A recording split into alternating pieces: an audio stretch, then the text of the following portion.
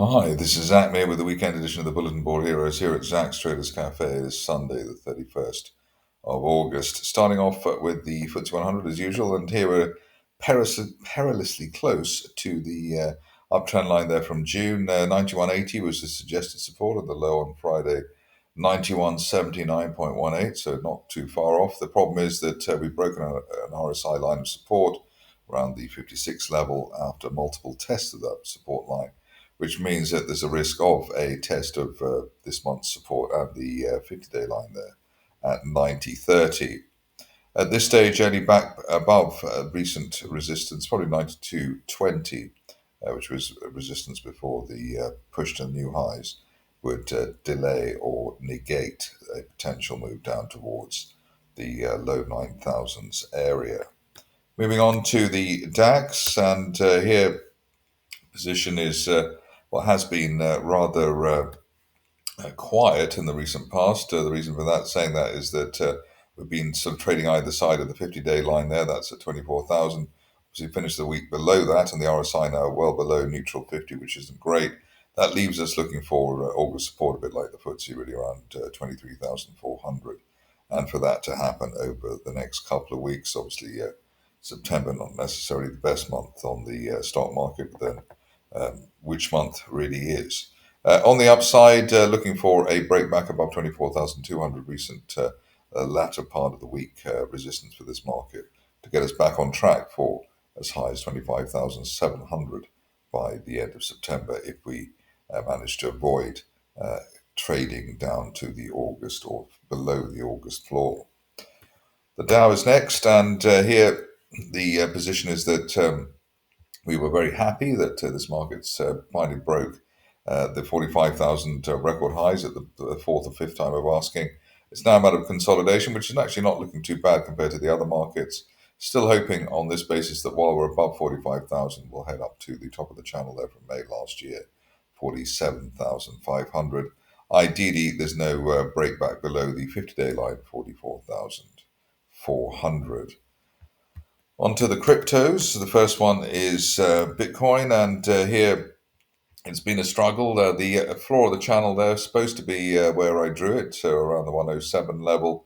In fact, we've gone slightly below it. I think the low there around just below 107.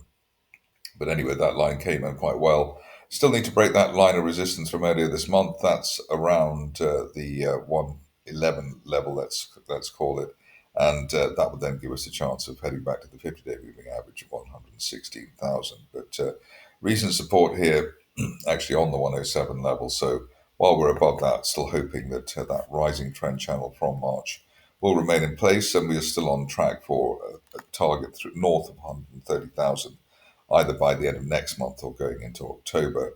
RSI struggling a bit what is in the case of the FTSE, so there's a support line there. We don't want to see the RSI any lower really than 38 on the latest dip for this market. If we do break down, you've got the 200-day moving average there at 100,000, which we haven't been below actually since April. So it would be disappointing if we have to go all the way down there to test for support.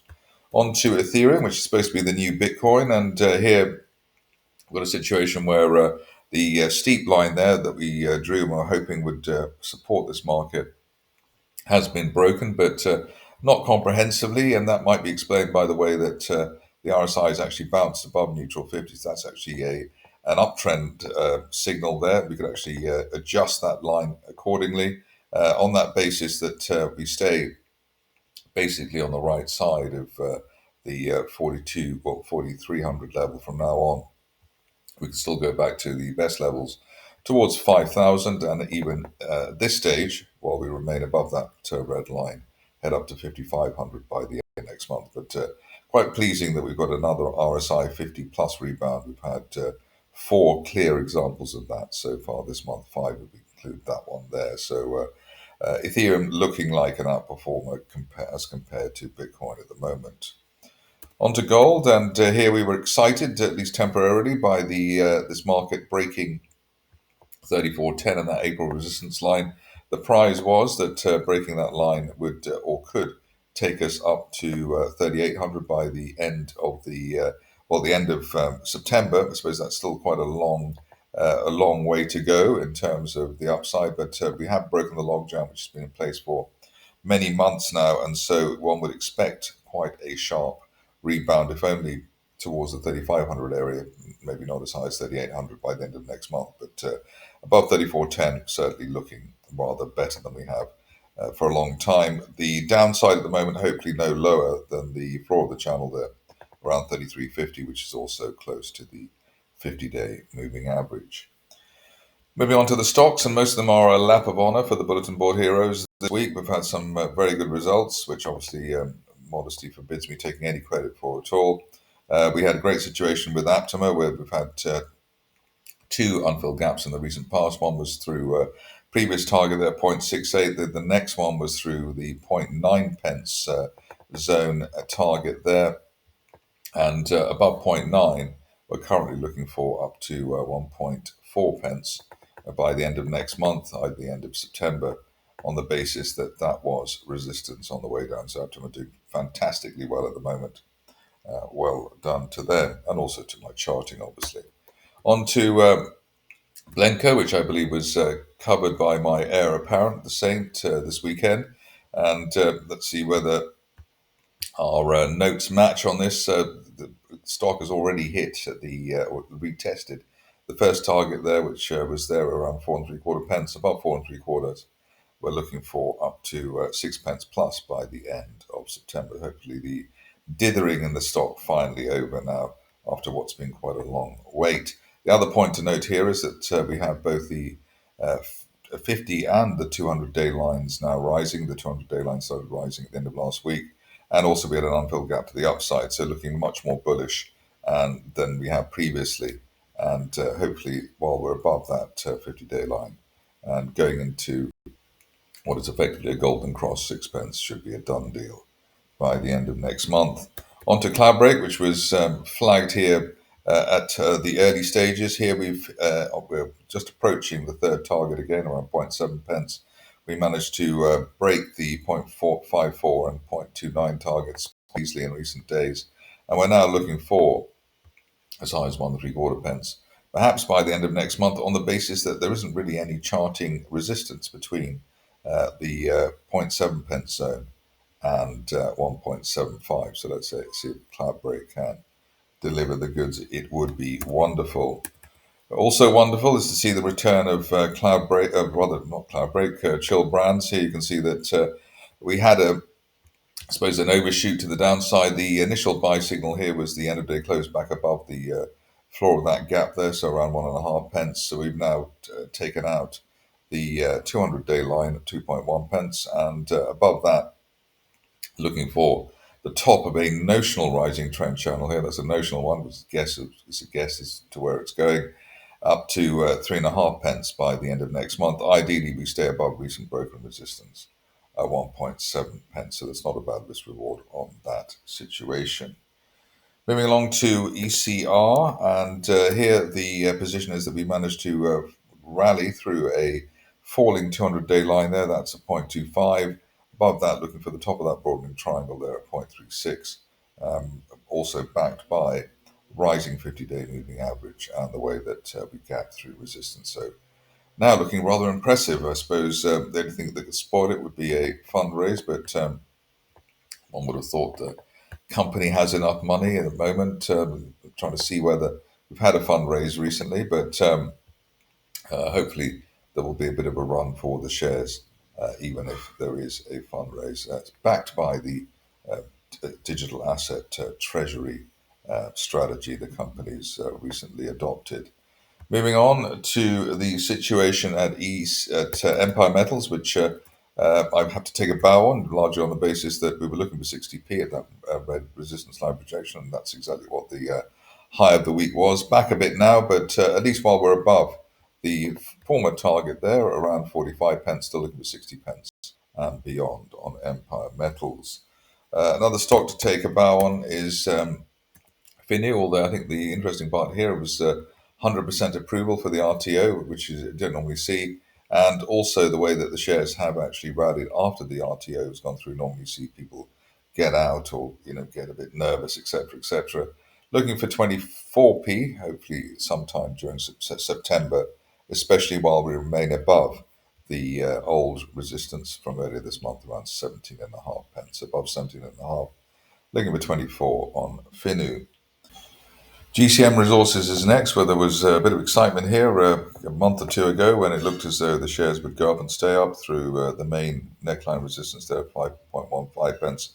But we did obviously had hopefully a final dip back below resistance and then bounce through a rising 50-day line. So hopefully with this V-shaped revival, we'll actually get up to the 10 pence we were looking for and hopefully do that by the end of September or hopefully a bit sooner than that.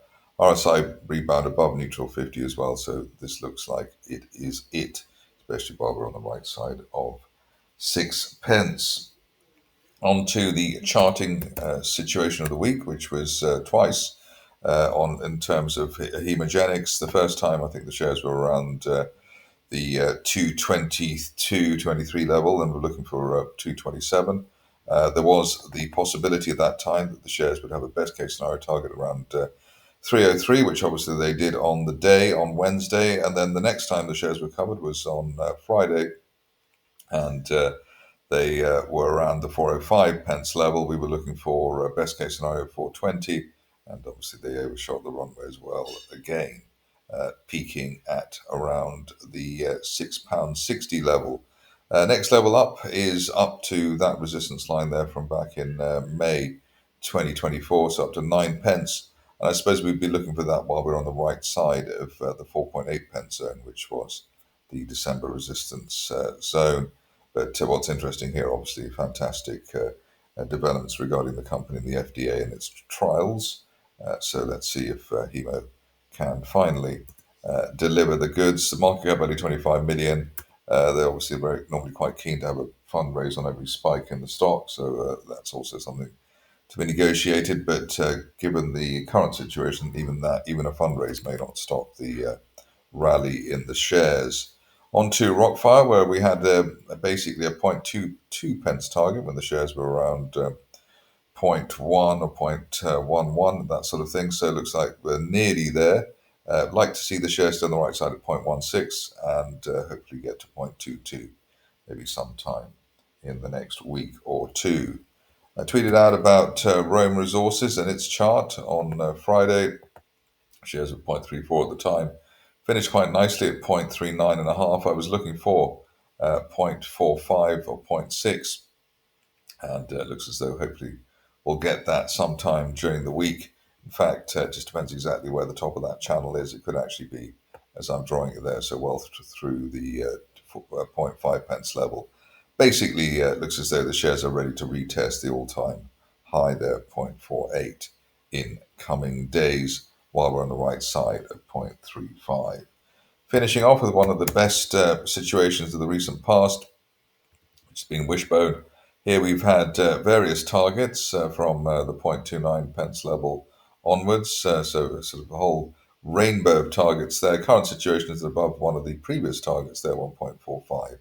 We're looking for up to 2.1 pence sometime during September.